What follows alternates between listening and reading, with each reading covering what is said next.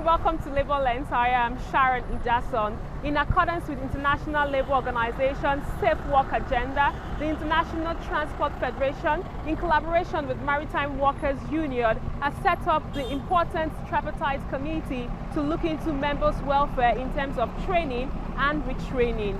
We have interesting news stories for you. We will be right back.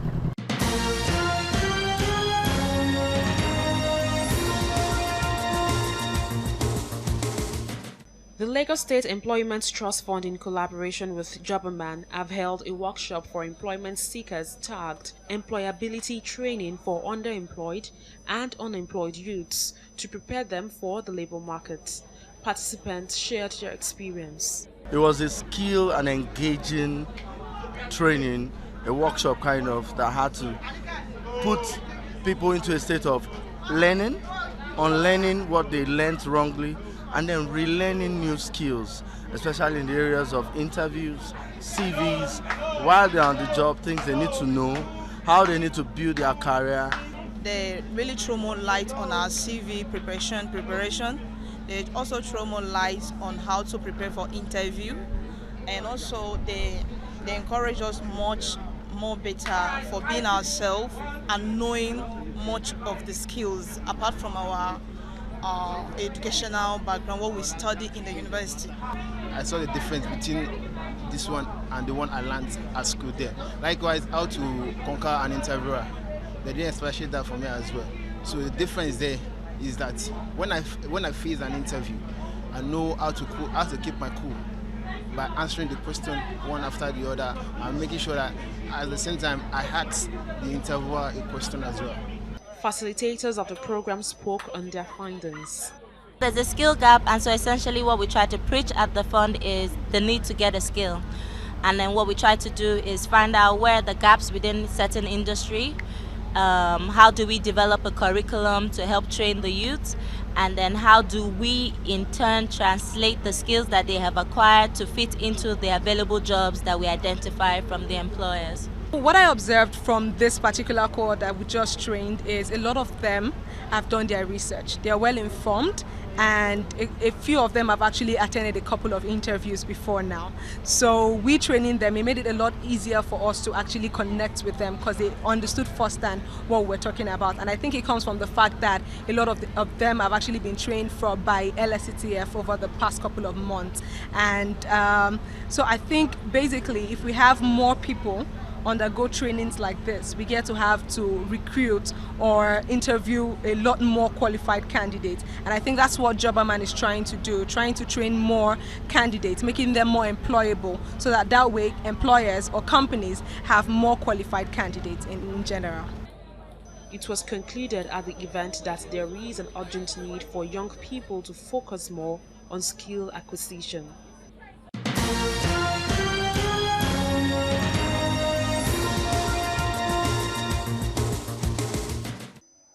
The Ikeja Electricity Distribution Company and the Nigeria Union of Electricity Employees have signed a collective bargaining agreement which includes better condition of services for workers.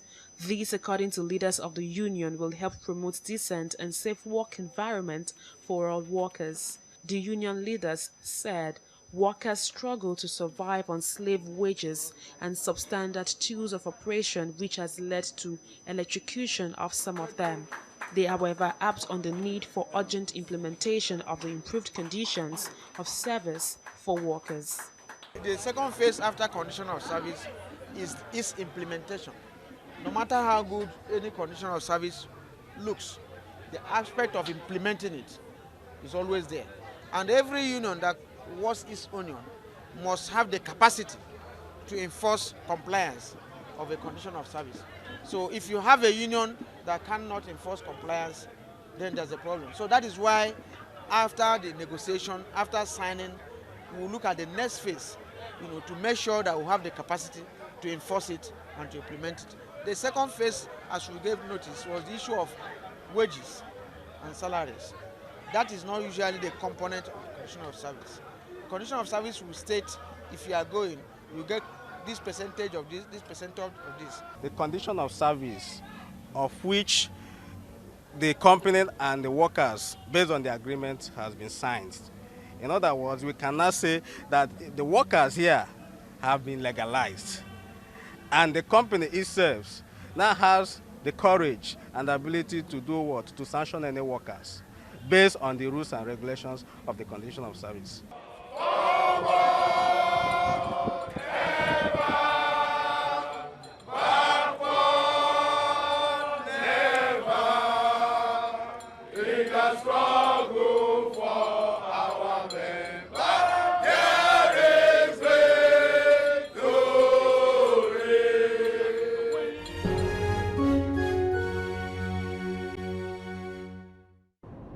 Recently, seafarers complained about their jobs being on the line because of lack of training and retraining.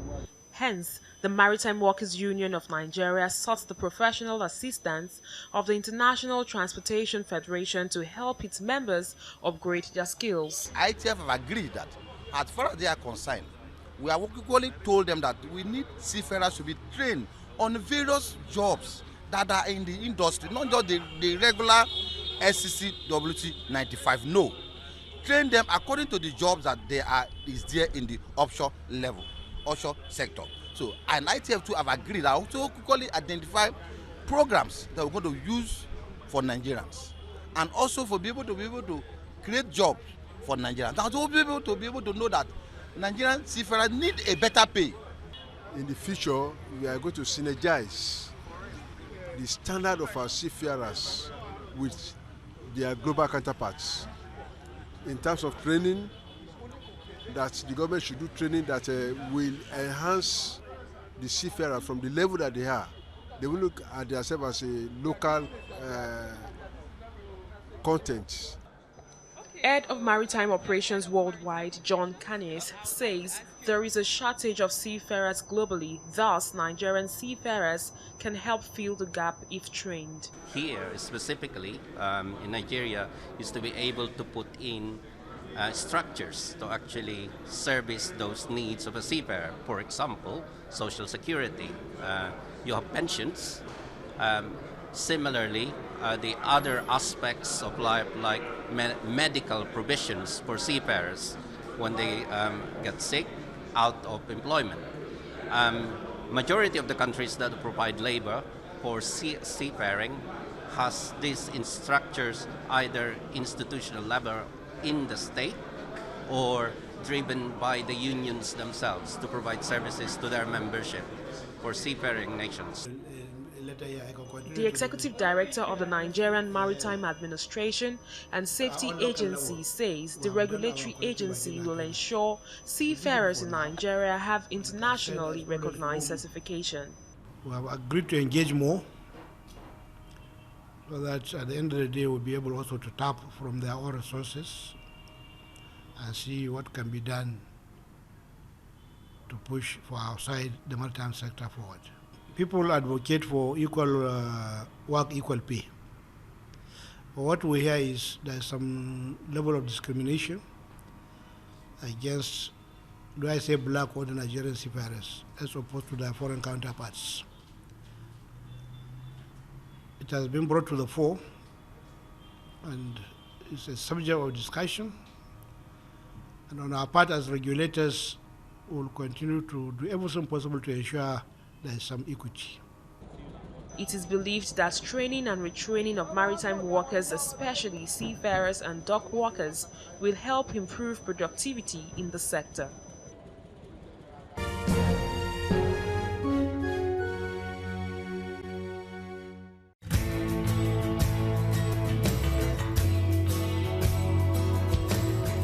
On the profile interview segment this week, I will be speaking with the President General of Maritime Workers Union of Nigeria and the African Regional Secretary of the International Transport Federation. They tell me for decent work to be promoted in the maritime sector, it's of utmost importance for training and retraining to be prioritized.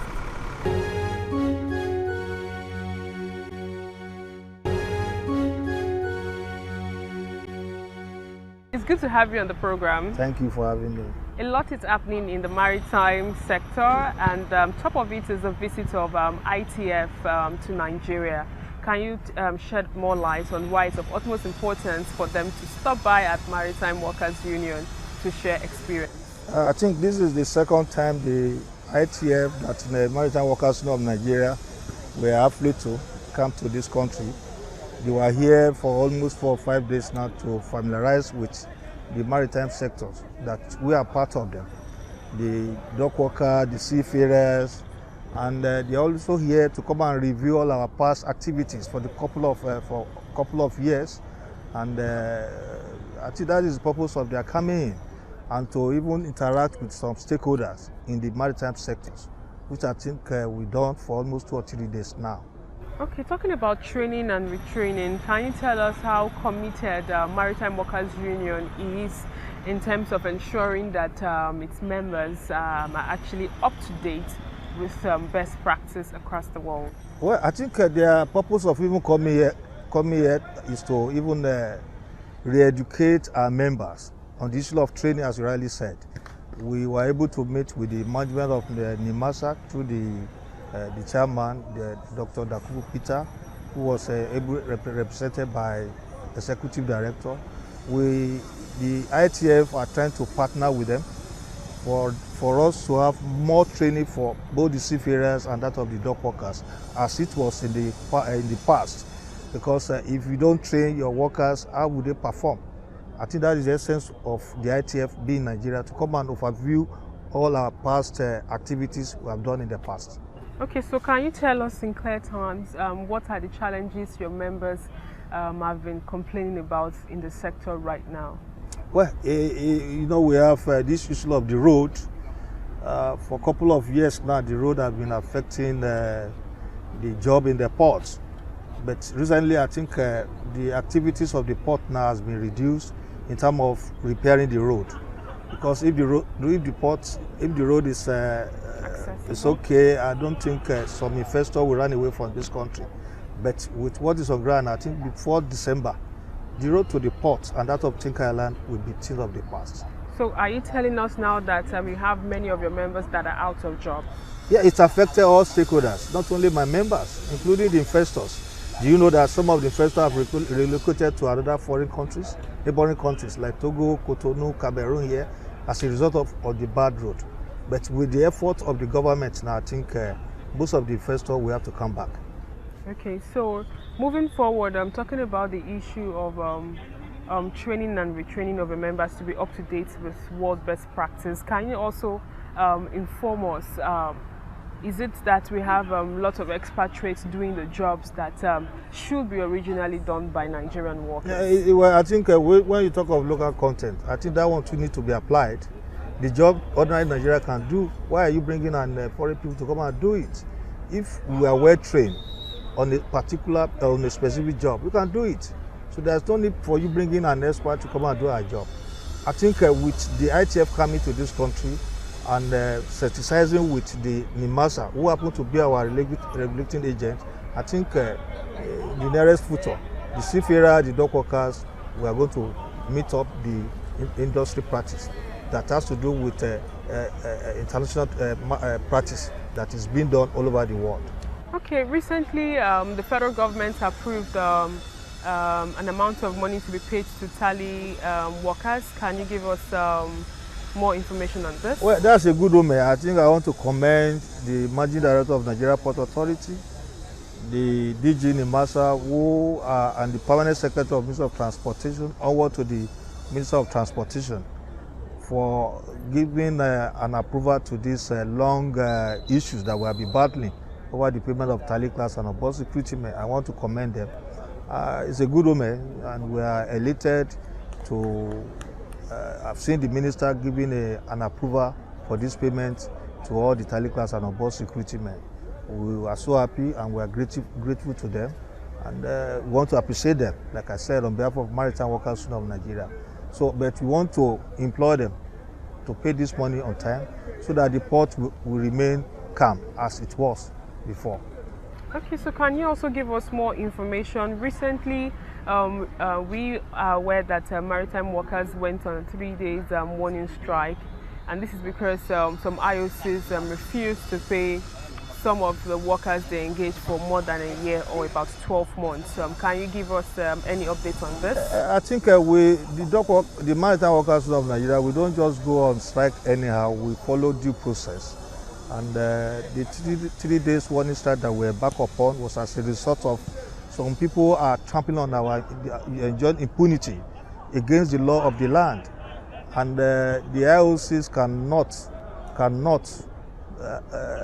play on the intelligence of Nigerian workers, and that is what we did.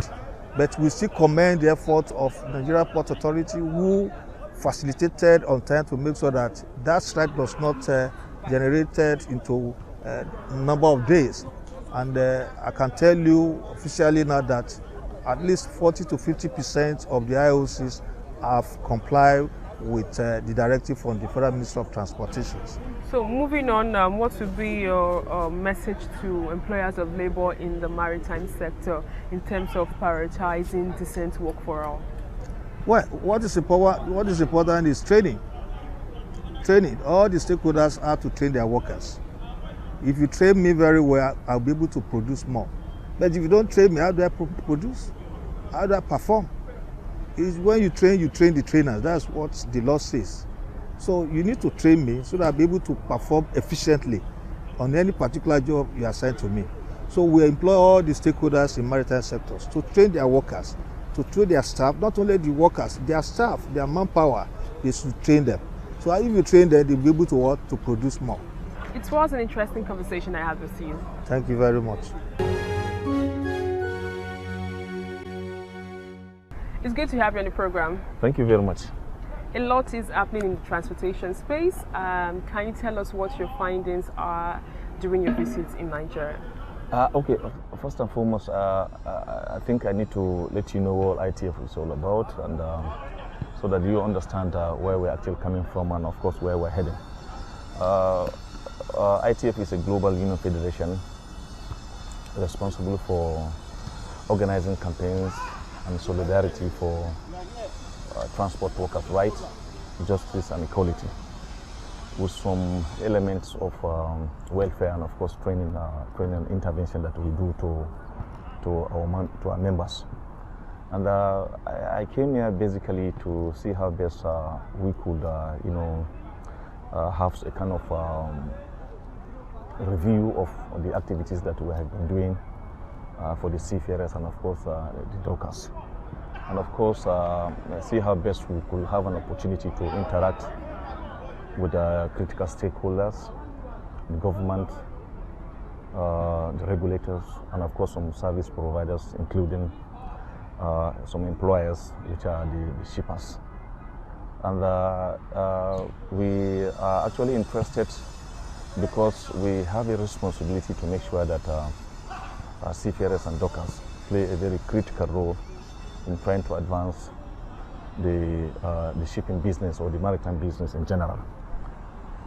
And we are here, and in the projects and within our interactions, we have been able to find out that there are some very serious challenges that we need to look at collectively, just as I've said, with the critical stakeholders.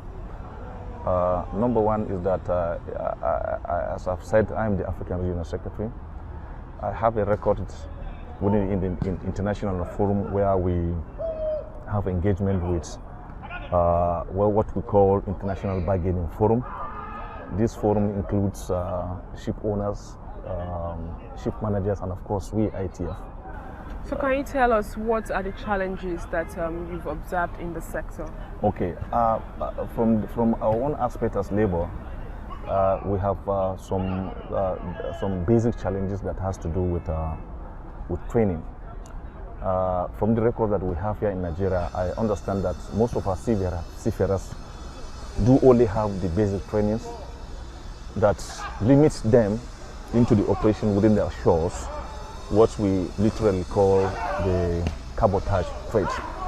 They do not have the capacity to work in ships outside our shores because you need to have a minimum standard of international requirements. So that is one of the biggest deficiency that we observed. Secondly, also, we realized that in Nigeria here, particularly with seafarers here, are actually deprived of what you call tax exemptions. Globally, all seafarers need to be taxed. Because why do you pay tax? You pay tax because of the services that the government renders to you. But seafarers don't enjoy these services. They are always in the sea. So there won't be any need for them to be taxed. So this is one of the greatest challenges I think that we also have. Secondly, we realize that we need to increase our capacity with respect to some welfare activities that needs to be provided to dockers and of course seafarers. As you may be aware that in 2009, ITF contributed to what we call seafarers reporting centers, where they can be offshores, for example. The way they do their businesses, stay in a very long time in the sea, and they need to have opportunity to interact with their families. So some of the seafarers that will have an opportunity to be around, we provided what we call, just as I've said, the reporting center, seafarers reporting center, where the visiting center, let me put it this way, where they will come and sit down and get interaction with their families. And this is an outdated one, that is actually installed in 2009 in Papa. And we are also thinking, because there was a demand by the unions here that they need a kind of a bigger recreational center where it will cater for both seafarers and of course dock workers. But from the records that we have in the demand, it requires a very huge amount of money. So I think what we're trying to do is to have a kind of a partnership with the government institutions here, the regulators, the employers, so that we can have a joint, let me say, contribution towards uplifting and making sure that we have this generic facility that will cater for both dockers and of course seafarers. In Nigeria and some place in Africa, we don't have much women participating in transport business or transportation as a career. What is the union doing to encourage women in this line? Because we have women in this sector, but most of them are probably not encouraged, or there are some laws or some issues mitigating them to excel in their career. Yeah, I agree with you, but that is centrally not directly into our responsibility, because first and foremost, the companies, the ship owners, the employers must have a structure to make sure that in the process of their employment and of course upgrading their training of women are actually included. So for us, what we actually provide is just solidarity, giving some assistance, provide some areas where there are some deficiencies where the employers cannot actually cover. That we do, just as I've told you about the training and of course welfare facility that do. But I think it is a very good point for us to look at it in trying to, at the time that we are negotiating the CBS, so that we could see that this element of women and youth is actually, incorporated in the CBS. So what will be your message to the employer of labor? My message to the employers is actually to open up, because women are very, very important in this business. Even though there are some, some limitations in terms of, because you could see a seafarer that stays in the sea for a year, a month or thereabout, which might be literally a challenge to a woman. But as long as the woman decides to say, okay, she can do it, nothing will stop an employer to say, okay, come and do it. First and foremost, it's a decision of the woman if she can do it, if she can actually adjust to the rudiments and the challenges that has to do with this work. I think I'm going to support it, and I'm going to make sure that at least within the scope of my jurisdiction in Africa, this kind of intervention is actually provided, so that we will have more women in this business. So finally, what will be your expectations from government and its regulatory bodies in terms of ensuring that there is decent work for all in the transportation business, and most especially in the maritime sector? Really, fortunately enough, Nigeria is a member of the IMO, International Maritime Organization, and Nigeria has actually signed up to what we call the MSC Maritime Labour Convention. And I'm also aware that within NIMASA there is a department especially for the maritime, labor issues that arises. So I think I will actually encourage Nigerians to make sure that they put more effort in trying to make sure that all the provisions of the Maritime Labour Convention is actually observed. And of course, I think within our scope, ITF has what we call the ITF inspector that we designate in some strategic countries, including Nigeria. We have just had, recently an advert to employ an ITF inspector, and I think we have some number of people that have applied. And the work of the ITF inspector is to actually complement what the government is doing to make sure that they move into the ship, they inspect the ship, to make sure that all the ship procedures are in compliance with the MSC with respect to the welfare of the seafarers, for example, including in some areas, including the dock workers. But with respect to what we really observe, and also very important central, that as I've told you initially, that we have a few numbers of Nigerians that are of course within the offshore business as seafarers. As what we are trying to suggest, we had a meeting just recently with NIMASA, and we suggested that we need to have a kind of partnership, probably trying to develop a kind of technical committee, a joint technical committee that includes both the regulators, ITF represented, and of course, shippers, all these critical stakeholders. We could come up with a kind of a working paper through the interaction, so that we have a very good recommendations for us to address, so this deficiency that we have actually discovered. And ITF is actually very ready to make sure that we participate and contribute our quota, so that the seafarers and of course the dockers can get the best out of what they're doing. We shall be pleased to have that done accordingly. And that's all we can take on today's edition of the program. Join us next week for a fresh edition of the show. I am Sharon Ijason. Thanks for watching, and remember, labor creates wealth.